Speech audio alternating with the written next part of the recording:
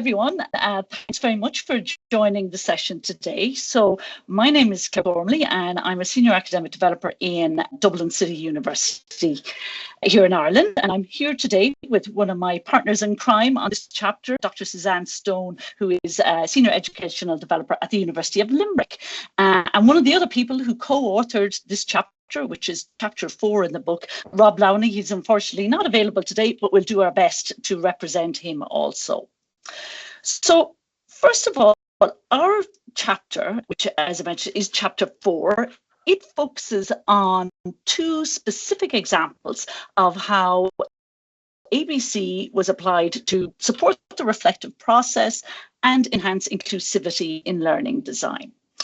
And the first example that I'm showing here on the slide, which is the one from DCU, that particular example explores how the ABC framework was used to frame open group reflections where both staff and students reflected on the learning experience of year 1 of an interdisciplinary undergrad program at DCU.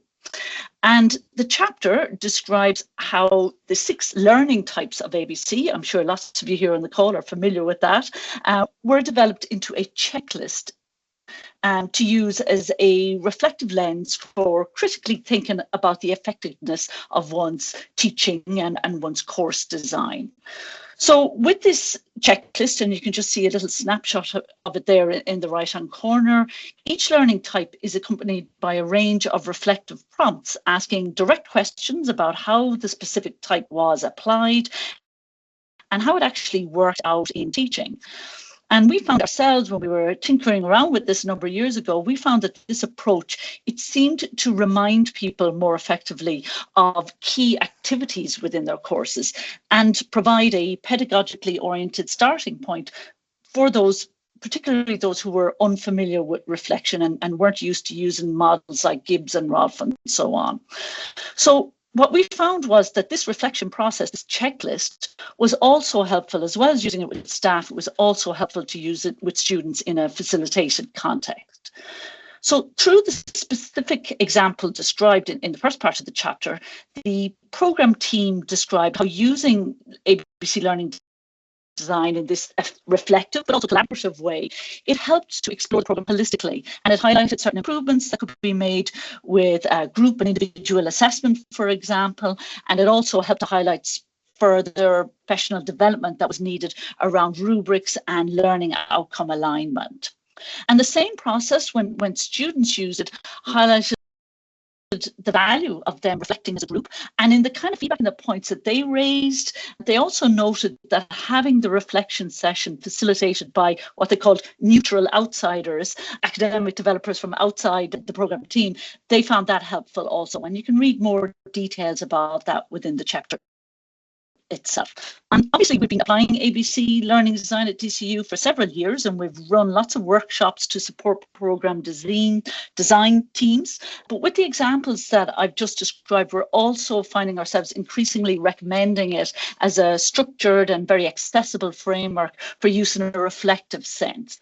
So for example, our unit has recently started redeveloping our supports around the scholarship of teaching and learning, and we are recommending this checklist as something that's useful for staff to start with that checklist to begin the process of reflecting on their process, begin the process of critically reflecting on their practice and identify potential areas for improvement that might be investigated further through, a scholarship type of inquiry.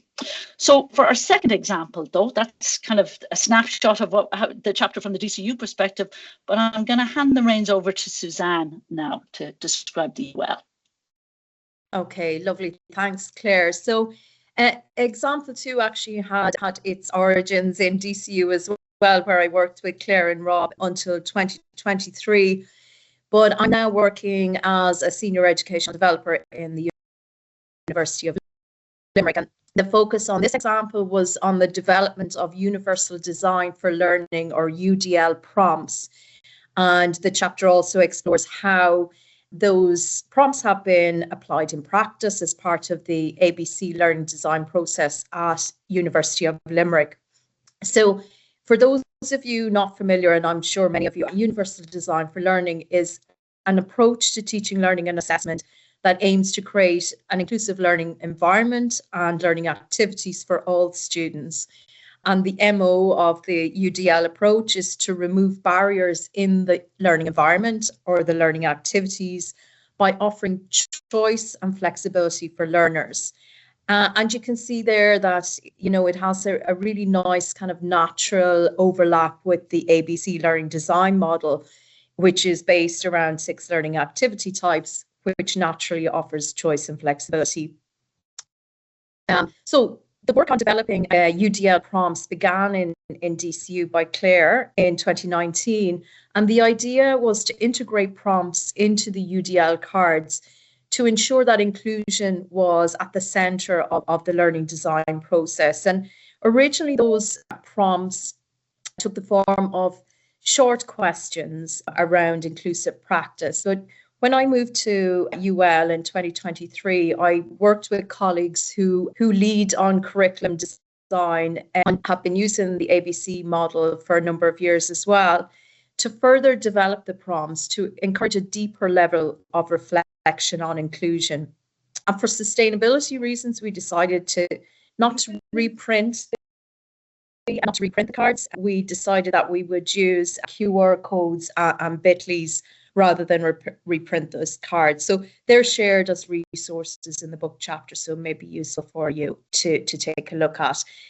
The chapter describes a pilot run that we used to explore how the UDL prompts would work to center inclusion as part of the learning design conversation. Firstly, with a very small group of 4 who were designing an online self-directed course. And then again with a larger group of 37 who were participating in an ABC learning design workshop as part of a formal PG cert in teaching, learning and assessment. And from those 2 kind of pilot runs, the key points would be that really you need to expand or create specific time to explore the UDL prompts in order for the conversation to be meaningful. And then if you are exploring, or if you're kind of considering integrating UDL prompts into your own ABC learning design practice, just to be aware that how you do that will depend on your own prior knowledge of UDL and also the participants' prior knowledge of UDL. So it's in the second example where it was part of a PG cert, we needed to kind of introduce the concept of UDL initially to start the conversation, whereas with a smaller group of 4, everybody was already familiar with UDL. So, you know, it sounds very practical, but just I suppose good to share that piece of advice with you in terms of those pilot runs.